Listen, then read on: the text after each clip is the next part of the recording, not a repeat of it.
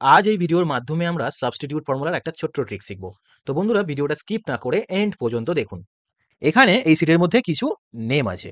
এই নেমের মধ্যে দেখুন নেম এবং সারনেমের মধ্যে আন্ডারস্কোর দিয়ে দেখুন এটা সেপারেট করা আছে।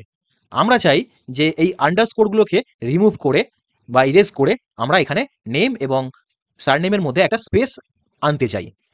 তো এটার জন্য আমরা যে ফর্মুলাটা ইউজ করব সেটা হলো সাবস্টিটিউট ফর্মুলা। তো চলুন আমরা সাবস্টিটিউট ফর্মুলাটা একবার অ্যাপ্লাই করি।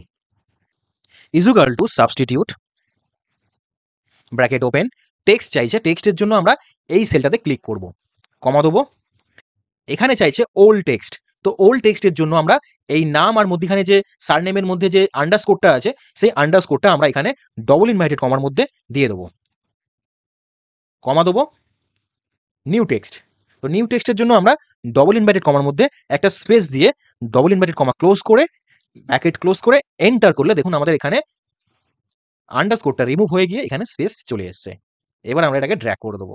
দেখুন আমরা এখানে সাবস্টিটিউট ফর্মুলার মাধ্যমে আন্ডারস্কোরগুলোকে রিমুভ করে আমরা স্পেস নেম এবং সারনেমের মাঝে নিয়ে আসতে পেরেছি। তো বন্ধুরা ভিডিওটা কেমন লাগলো অবশ্যই কমেন্ট করে জানাবেন। আর এই ধরনের আরও ইনফরমেটিভ ভিডিও পাওয়ার জন্য এই চ্যানেলটিকে লাইক, কমেন্ট এবং শেয়ার করবেন। আর প্লিজ সাবস্ক্রাইব করে রাখবেন। থ্যাংক ইউ বন্ধুরা।